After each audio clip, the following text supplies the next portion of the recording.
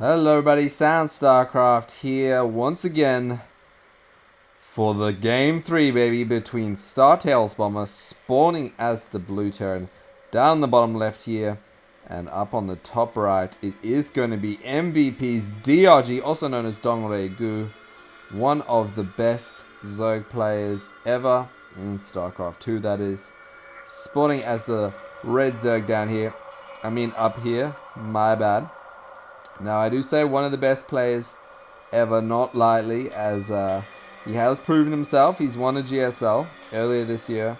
He won a MLG, came second in a few MLGs. So he is one solid Zerg player.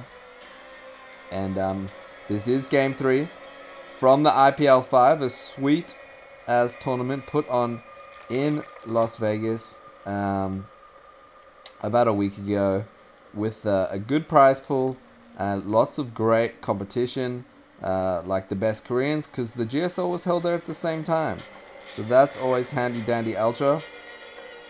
And if you've ever followed an SCV for a whole game, then you're a lucky man, because it's actually fantastic. I just like to do it every few games, just follow an SCV. No, I'm screwing with you. As Bomber does put down his 12 racks. Now up to 13 supply. Interesting that DRG is going to go spawning pool first here, because the last two games, definitely check those out if you haven't. They are pretty sweet. He played a much more heavy macro style. And I'll say that because he didn't get gas, which he's not doing now. But he didn't get a spawning pool. He got hatch first. And then third base around 6:30, which isn't a super early third base as a Zerg player, but you know, it is still quite a heavy macro style in general. And you do see nowadays lots of Zerg players like Spanishiwa, even Stefano and stuff. They get their hatches around. Oh, that SCV is going to be getting no scouting in. They're getting their hatches around 4:30, so that's how early some of them are getting their hatcheries. Their third hatch, that is. So it's just interesting to see Zerg's kind of play style evolve. A lot of people thought when that play style was first kind of introduced by players like Spanishiwa and then picked up by like Stefano and made quite popular, that it was kind of like the future of Zerg. But like we've seen, there's just so many different builds that you can do as Terran or Protoss, or even as Zerg, that you're almost never going to see the same build style for a whole series, just because players at this level have to react to what they see. So like right now, DRG is going to be going, okay, what do I know? Well, I know that there's a CC being dropped down after about a 1 racks, I can assume, and I don't think that they have any gas right now. And what does Bomber know? He doesn't really know anything. And right now he's gonna double CC. Oh my god. So he is actually playing about as heavy macro as you can play as Terran. And DRG interestingly isn't. So obviously as Zerg. So both players have kind of switched up roles in this game. So I'm actually super interested to see how it kind of pans out, because spoiler alert, if you haven't seen the first two games, check them out.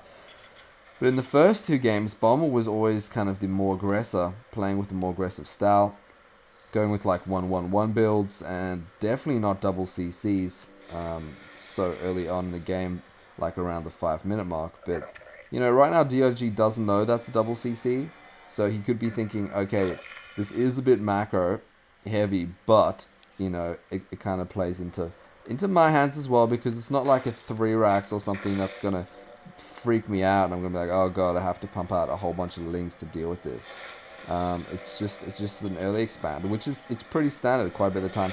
Right now Bomber's been getting his bunker here. A lot of players on Ahana this map love to get their bunkers here, just because in a TvZ or PvZ matchup, just because just in TvZ, sorry, obviously in PvZ you can't build a bunker, but it stops the links here from running by.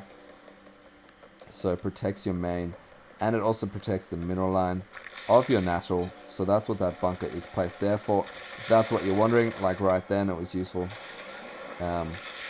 But what is Bomber doing with his poke? But yeah, like I was saying, Bomber right now has no idea what he's going up against. But, you know, he's assuming, as it is DRG he's playing, that it's not going to be some cheese, some 6-ball. Because if it was, let's face it, like, Bomber would have lost by now. And that's why you just don't see it in competitions. It's almost like an unwritten rule. Right now, this Overlord has scouted the 3rd CC, though. The proverbial sacrificial Overlord getting taken out there. Supply blocking for a second. So he's going to be thinking, okay, 3 command centers. What do I do? Get a bailing nest. And that's about it. Get up that link speed. Get a bailing nest. And stop producing so many drones at a time. Notice that now he's working on more tech structures. Getting out more Zerglings. So I think DRG is like I was saying before, this level you have to play with the reactionary style. And right now DRG saw 3 command centers and he thought, okay, how do I react to this?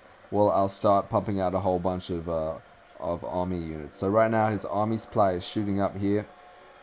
And really I think this is the right thing for him to be doing. Just because Bomber right now is playing such heavy macro that he's going to have such a strong late game, especially in TvZ, once he starts getting out, you know, the ghosts and the whoa, here we go. We may have an engagement here with the Lings. Stimpack has not been done, and these Marines have no upgrades, so they are going to get absolutely rolled. Combat Shields is not done either. I really hope this isn't one of those tragic games where, you know, the kind of professional who plays about 50 games a day forgets to get combat shields. Kind of like almost the warp gate of Terran. Right now the Lings are going to get surrounded. This bunker is going to fall. And these Marines are going to have to be microed very carefully. But DRG decides to hold off for now at least, as he is getting out more drones. Transitioning into a bit more of a macro play now. If we look at the overall army supply, Bomber is ahead by about 7. So he's going to be feeling comfortable on these 2 bases. But if we look at the work supply, DRG is about 20 ahead. So really it's up to Bomber to do something about it. But in all honesty, he has his 3rd CC done a while ago. He's been able to use it for energy. And right now, I wouldn't be surprised if he drops it down at his 3rd base, as his army supply is definitely, you know, quite strong enough to be able to hold off anything that Dongray-gu can throw at him in the next few minutes. Although we do have a Spire on the way, as well as a Stargate for Bomber, and the Armory about to complete, and thank God he is getting combat shields. Very interesting 3rd base placement here, not opting to go for the more traditional 3rd base there, or up here where the Overlord is predicting it will be. But landing here, I mean, I guess that's partly because it's not actually that hard to defend, in the sense that if you put your workers or your army around here, then really the only other way they can come at you is all the way down around here. And by the time you probably have, you know, with that center control, you can see quite a while away. Oh, sorry, I'm trying to... What are these Lings doing? Oh, siege tanks are here, so they're gonna bail on out of there. But yeah, like I was saying, you have the tower here. You can see when they're coming down here, swing your army down there. At the same time, you can see when they're coming here. This bunker is not going to get completed and does force to cancel. So these Lings just kind of doing what they should be doing, just being general pests. And right now, I am discovering what it is like to just click the spacebar. Does that just take you to things that are happening generally in the map? I don't know. I feel like I could do a whole cast just by clicking the spacebar. Like here we have the macro hatch, the lair done with burrow underway. At the same time, the bunker is almost going to be done. Spawn lobby is going down, and lots of units completing here. If we look at the vision, right now, both players are kind of getting their armies massed up. Although I feel like DRG has the slight army supply advantage. And he's done a decent job with his creep spread. And right now he is swinging around to take out this 3rd base here. He does have Bailings, Mutas.